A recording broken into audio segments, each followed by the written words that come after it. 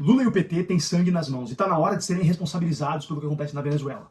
Não, eu não sou daqueles que acham que o Brasil tem que ficar se metendo em assuntos de outros países a torto e direito, tem que ficar dando pitaco em cima. Mas o que acontece na Venezuela é diferente, porque lá o Brasil, infelizmente, teve uma participação decisiva no caos que se instalou nesse nosso vizinho. Durante os anos de governo do PT, especialmente durante os 8 anos de governo Lula, a ditadura venezuelana liderada por Hugo Chávez e depois por Nicolás Maduro contou com uma ajudinha sempre amiga do seu vizinho mais importante.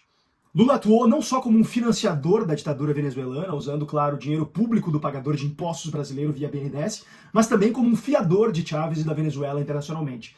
Não que nós sejamos grande coisa, mas a presença próxima e constante do Brasil acabou servindo como um sinal adicional de que quem se metesse com a Venezuela poderia ter problemas também com o Brasil. E para completar, o PT ainda trouxe a Venezuela para o Mercosul, que é um bloco que estabelece que os seus membros precisam ser países democráticos.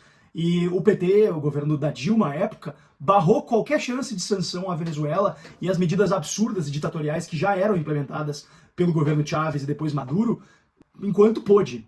E foi só nos livrarmos do PT em 2016 que, vejam só, a Venezuela finalmente foi suspensa, aplicando as regras claramente estabelecidas do Mercosul. E a Venezuela permanece suspensa do Mercosul até hoje, vejam só.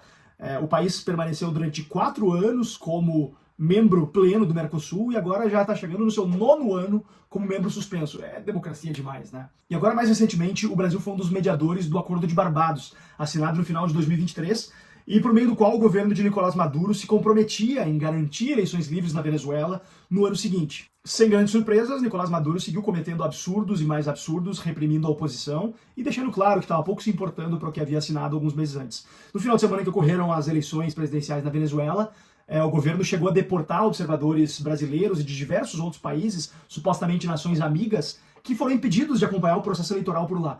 Você já viu alguma democracia fazer isso? Eu também não. Talvez seja o excesso de democracia que o Lula gosta de falar. Abertas as urnas e feita a contagem dos votos, Maduro foi, evidentemente, declarado vencedor pelo Tribunal Eleitoral venezuelano, que é 100% controlado por ele. O que ele não contava é que a oposição venezuelana teria os boletins de urnas e a comprovação impressa de votos, veja só, o suficiente para deixar claro que era impossível a vitória de Maduro. E dessa vez, aí sim, fomos surpreendidos, o governo brasileiro não correu para reconhecer a vitória de Maduro. O governo brasileiro demonstrou preocupação com a forma como se conduziu o processo e pediu que apresentassem as atas. E nem isso eles fizeram, é claro, porque eles não têm as atas. E quase 6 meses depois, nessa última sexta-feira, 10 de janeiro, Maduro toma posse dessa sua posse fraudulenta para o seu 3º mandato como presidente. E até agora, nada das atas, nada de prova de que realmente venceu. E, enquanto isso, assassinatos, sequestros, ordens de prisão contra qualquer líder da oposição, eles realmente estão acabando com a oposição venezuelana, o que restava dela fora da cadeia e não estando no exílio, como boa parte dos líderes da oposição estão. E mesmo diante de tudo isso, o governo Lula, veja só, ainda enviou um representante para a posse de Maduro. Mandou a embaixadora do Brasil em Caracas a comparecer na posse e representar o seu governo, deixando muito claro que era tudo um jogo de cena. O que fica absolutamente claro de tudo isso é que Lula vem, historicamente, ao lado do PT, privilegiando as suas afinidades ideológicas em detrimento dos interesses do nosso país e dos valores históricos aos quais o Brasil se vincula. A democracia, os direitos humanos, liberdades individuais, enfim, os valores das democracias liberais, que é aquilo que o Brasil aspira a ser. Os governantes brasileiros deveriam privilegiar a abertura comercial do mundo ao nosso país e a abertura do nosso país ao mundo. Adam Smith, o pai da economia, desenhou lá em 1776, para quem fingia não entender. O comércio é a condição fundamental e necessária para a riqueza de um país, que se mede pela riqueza do seu povo, não de seus príncipes, como ele bem lembrava, e acho que é uma frase que descreve bem o Brasil de hoje, né?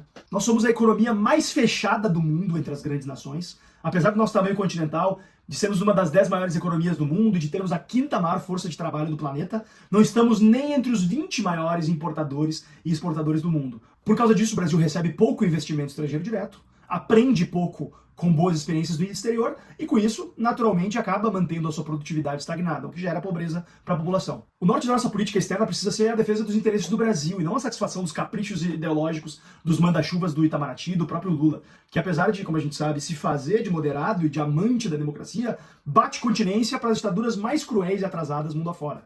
Como eu disse, eu não creio que o Brasil deva se meter em assuntos de outros países, mas se for para se meter, que ao menos se meta do lado certo da história, e não simplesmente do lado de quem acha que vai antagonizar com os Estados Unidos, que levam cada vez menos o Brasil a sério.